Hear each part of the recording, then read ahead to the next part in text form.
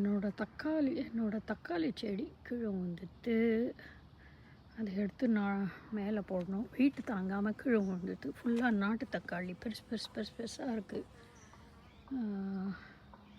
Zoom பண்ணி காமிக்கிறேன் பாருங்கள். எவ்வளோ பெருசாக இருக்குன்னு. அது வந்து கீழே வந்துடுது வெயிட்டு தாங்காமல்.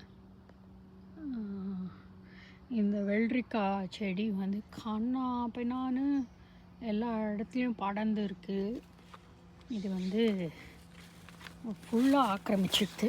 இதில் பார்த்திங்கன்னா உங்களுக்கு உள்ளே தெரியும் வெள்ளரிக்காய் ஒன்று அங்கே இருக்குது, இங்கே ஒன்று இருக்குது, இங்கே ஒன்று இருக்குது. இதெல்லாம் ரெடி பறிக்கணும்.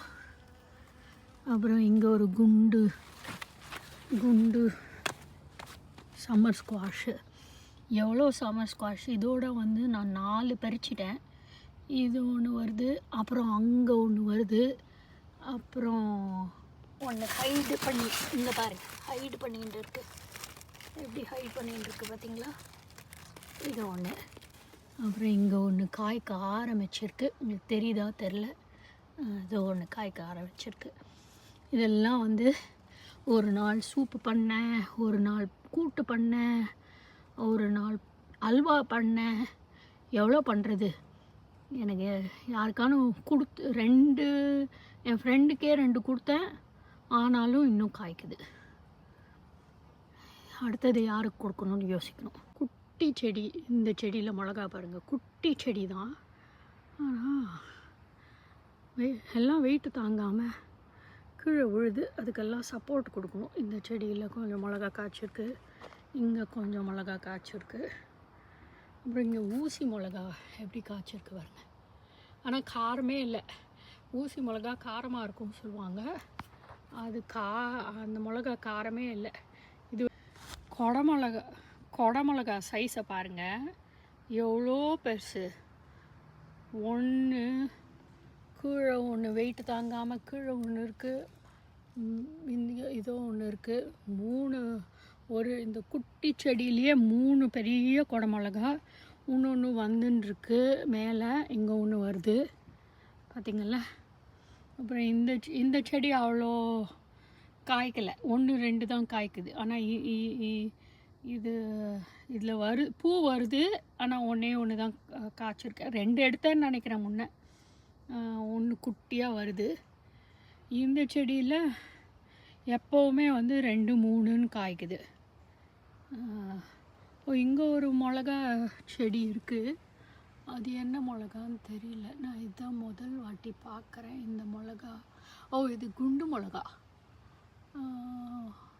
இல்லை, இதுவும் குடமிளகா தான்.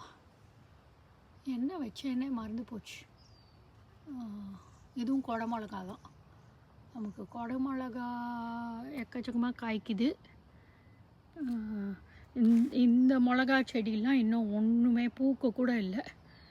இதெல்லாம் தான் நம்ம ஊர் நாட்டு மிளகா. அந்த புல்லட்டு மிளகா,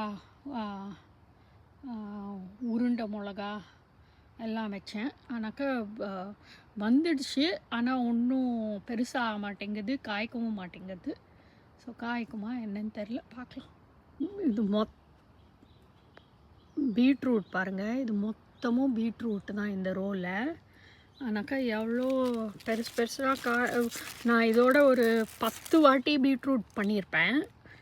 5-6ன்னு எடுத்து பண்ணிட்டேன். அப்புறம் என்னோடய ஃப்ரெண்டு ஒருத்தவங்களுக்கு பீட்ரூட்டு கொடுத்தேன். அவங்களும் யூஸ் பண்ணாங்க. ரொம்ப ஸ்வீட்டாக இருக்குன்னு சொன்னாங்க. எவ்வளோ பெருசு பாருங்கள். இதை எடுத்தேன்னா தெரியும் உங்களுக்கு எவ்வளோ பெருசாக இருக்கும்னு. எடுக்கிறதுக்கு ரெடியாக தான் இருக்குது. ஆனால் எடுத்தானாக்கா அதை சமைக்கணும் இம்மீடியட்டாக. அதனால் எடுக்காமல் உட்காந்துருக்கேன். எடுக்கணும். இதெல்லாம் எவ்வளோ இது உள்ளே பாருங்கள், எவ்வளோ பெருசாக இருக்குது பாருங்கள். தெரியுதா தெரியல, ஒழுங்காக காமிக்கிறேன்னான்னு தெரியல. இது பாருங்கள், அவ்வளோ பெருசாக இருக்குது. ஒழுங்காக காமிக்கிறேன். பாருங்கள் எவ்வளோ பெருசாக இருக்குது பாருங்கள். தெரியுதா? அதெல்லாம் ரெடி எடுக்கிறதுக்கு. இந்த பீன்ஸ் செடி தாங்க சூப்பர் ஹிட்டு. எனக்கா வந்து கிட்டத்தட்ட ஒரு 5 கிலோலேருந்து 6 கிலோ வரைக்கும் எடுத்திருப்பேன் ஆல்ரெடி. நான் நிறைய சமைச்சிட்டேன், என் ஃப்ரெண்ட்ஸுக்கும் நிறைய கொடுத்துட்டேன். இதோட 3-4 பேருக்கு கொடுத்துட்டேன்.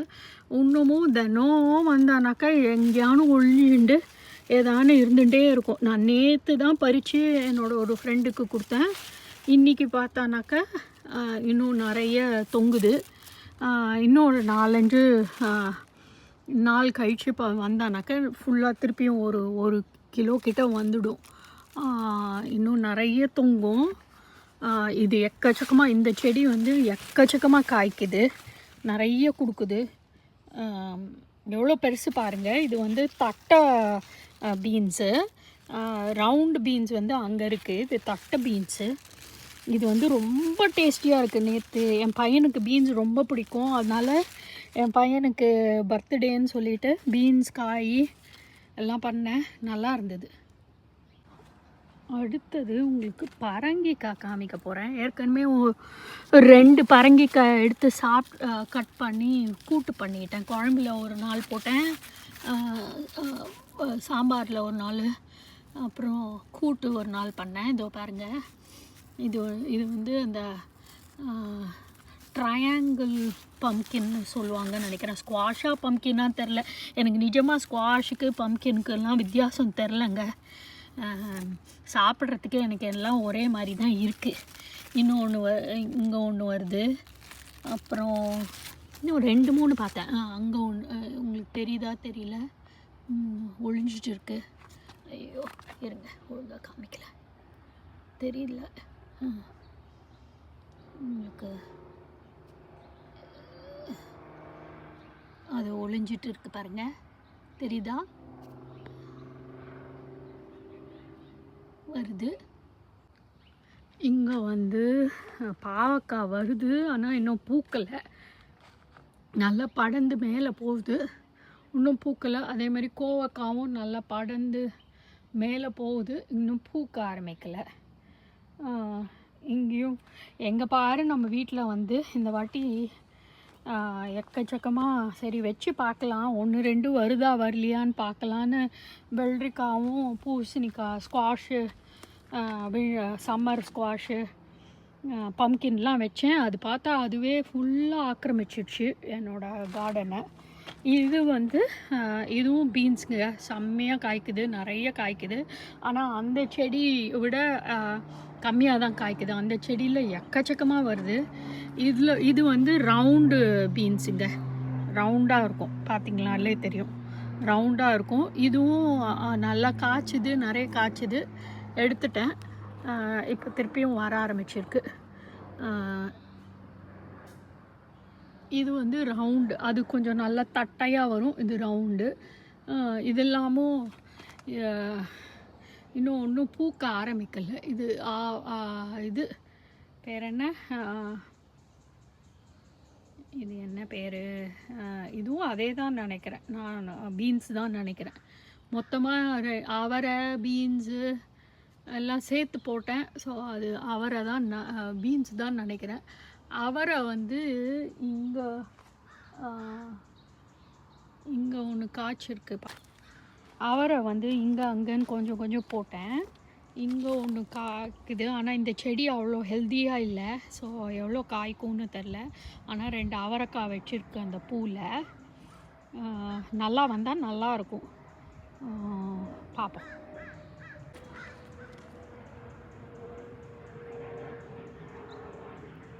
இங்கெல்லாமும் நிறைய அவரை வந்திருக்கு, ஒன்று பெருசாகவே வந்திருக்கு, பூத்திருக்கு. பார்ப்போம் எவ்வளோ நல்லா வருதா இல்லையான்னு. இது உள்ளே பார்த்தீங்கன்னா நான் வெண்டைக்காய் வச்சுருந்தேன். பார்த்தீங்கன்னா தெரியுதா, வெண்டைக்காய் காய்க்க ஆரம்பிச்சிருக்கு, கொஞ்சம் கொஞ்சம் பிஞ்சு விட ஆரம்பிச்சிருக்கு. ஆனால் ரொம்ப சின்ன செடி, மொத்தமாக வெள்ளரிக்காய் ஆக்கிரமித்து வச்சுருக்கு. ஸோ வருமா வரலையா தெரில. வேறு எங்கேயானு வேறு ஏதாவது இடத்துல தான் வெண்டைக்காய் திருப்பி போடணும்னு நினைக்கிறேன்.